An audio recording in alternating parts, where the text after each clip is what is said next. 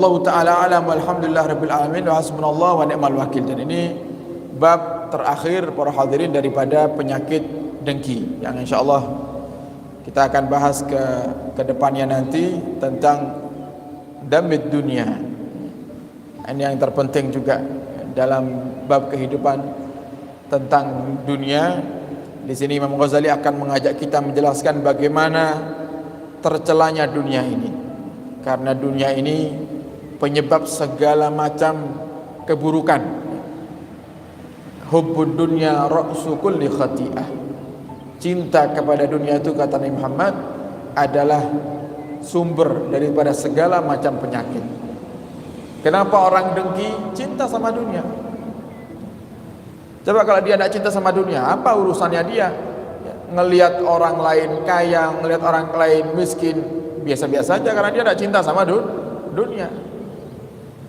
Orang sombong, kenapa? Karena cinta sama dunia. Dikasih jabatan bukan malah bersyukur, malah sombong, berarti dia cinta dengan jabatannya. Dikasih harta bukan malah ahli sedekah, bukan malah semangat untuk membantu orang yang susah, tapi justru malah sombong-sombongan di hadapan orang yang susah. Kenapa? Berarti dia cinta dengan hartanya. Semuanya para hadirin, semua penyakit dan kemaksiatan yang ada saat ini semuanya karena cinta kepada dunia.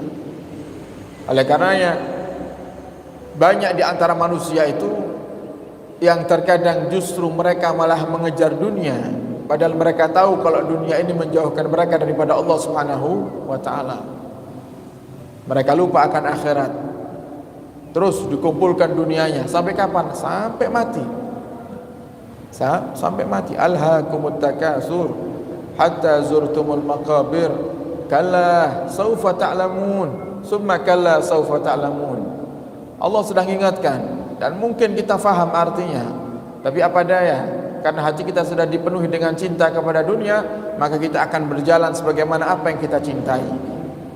Allah sudah ingatkan, alhaakumut takasur, kalian dilalaikan dengan memperbanyak dunia. Sungguh kalian telah terlalaikan dengan memperbanyak harta, memperbanyak jabatan, memperbanyak daripada dunia kalian. Sampai kapan? Hatta zurtumul maqabir, sampai kalian masuk ke kubur baru kalian akan sadar. Kalla saufa ta'lamun. Ingat, nanti kamu akan lihat daripada apa yang ketika kamu hidup di dunia kamu kumpulkan itu, kamu akan lihat nanti hasilnya di akhirat. Kalau semuanya itu sia-sia, sebagaimana Nabi katakan dalam hadisnya, bahwasanya perumpamaan daripada manfaatnya dunia nanti di akhirat itu sangat sedikit sekali. Sama seperti halnya jika kita ada di pantai atau kita ada di pinggir sungai, kemudian kita masukkan satu jari telunjuk kita ke air laut atau air sungai tersebut, kemudian kita angkat. Kira-kira berapa banyak air yang menempel di jari kita? Cuman setetes, dua tetes air yang menempel di jari ini. Padahal air yang ada di hadapan kita ini sangat banyak. Begitulah nanti manfaatnya dunia di akhirat para hadirin. Sedikit manfaatnya. Ternyata para hadirin. Kenapa kok bisa katakan sedikit? Karena memang nyata. Mau tidak mau harus kita akui. Lebih banyak mana harta yang kita keluarkan untuk sedekah dengan harta yang kita simpan di tabungan? Mana lebih banyak kira-kira para hadirin? Yang di tabungan lebih banyak.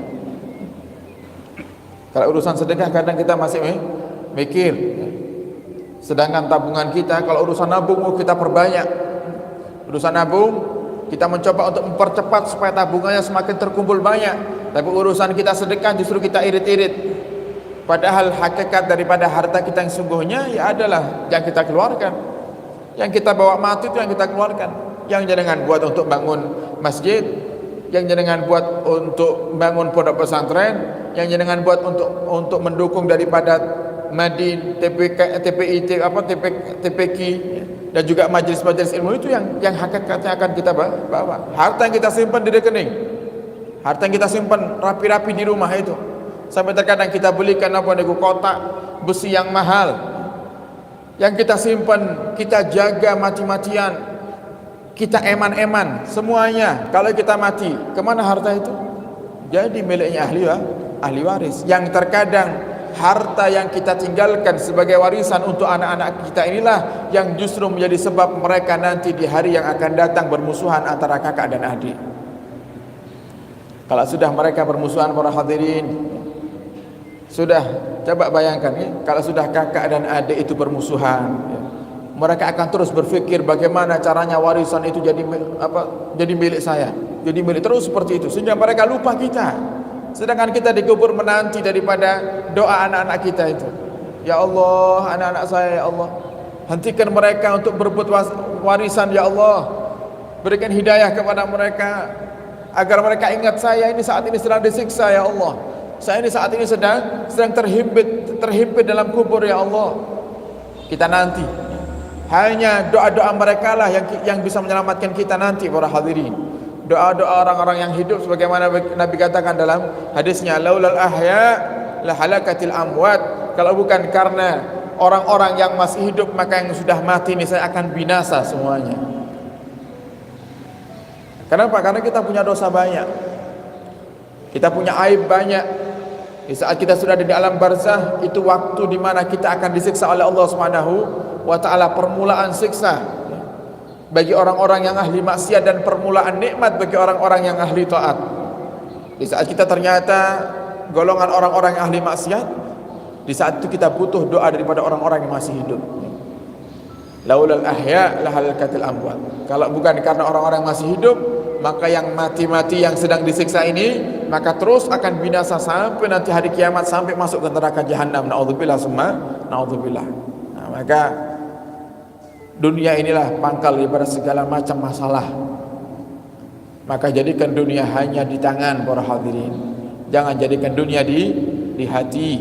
Kalau sudah dunia masuk ke hati, pasti di hati kita tidak ada Allah, tidak ada Nabi kita Muhammad SAW. Karena cinta kepada Allah dan Nabinya tidak akan bercampur dengan cinta kepada dunia. Mustahil. Kalau ada orang hatinya cinta kepada dunia, kemudian dia mengaku cinta kepada Allah dan Nabinya, mustahil. Tidak akan bisa. Tapi kalau kita cinta sama Allah, kita cinta sama Nabi, maka Allah yang akan jadikan dunia ini mengejar kita. Allah yang akan jadikan dunia ini mengejar kita. Karena hakikatnya Allah di saat menciptakan dunia, Allah katakan kepada dunia sebagaimana disebutkan oleh Imam Haddad dalam kitabnya Risalatul Mudzakarah. Allah katakan kepada dunia di saat Allah ciptakan dunia ini, ya dunia, wahai dunia, man khadamani fakhdumi. Wahai dunia, siapa yang berkhidmah kepadaku, siapa yang selalu ingat aku, siapa yang beribadah kepadaku, maka berkhidmahlah kamu wahai dunia kepadanya. Jadi kalau kita sibuk, hati kita ingat Allah, kerja kita, tapi niatnya semuanya untuk Allah, niatnya semuanya untuk mentaati Allah, niatnya semuanya untuk kebaikan, maka Allah jadikan dunia ini yang akan ngejar kita. Tapi sebaliknya kata Allah, wa man khadamaki, dan siapa yang berkhidmah kepadamu wahai dunia, fastakhdimih, jadikan dia budakmu. Semakin kita kejar dunia itu, semakin menjauh dunia daripada kita, sehingga tidak ada kata puas di hati untuk mengejar dunia. Dan itulah saat ini yang terjadi kepada orang-orang yang dalam hatinya ada kecintaan kepada dunia, yang terkadang mereka sudah punya jabatan yang tinggi, mereka digaji dengan uang yang banyak, tapi ternyata mereka masih mengambil harta orang lain. Mereka masih tidak mau untuk mengeluarkan zakatnya, sedangkan itu adalah hak daripada orang lain. Mereka sudah punya harta karena cinta sama dunia. Maka dari itu para hadirin, ini mukaddimah. Insyaallah bab yang selanjutnya yang akan kita baca adalah tentang dhammud dunia, tercelanya cinta kepada dunia. Semoga Allah Subhanahu wa taala menjauhkan hati kita semuanya daripada cinta kepada dunia. Amin ya rabbal alamin.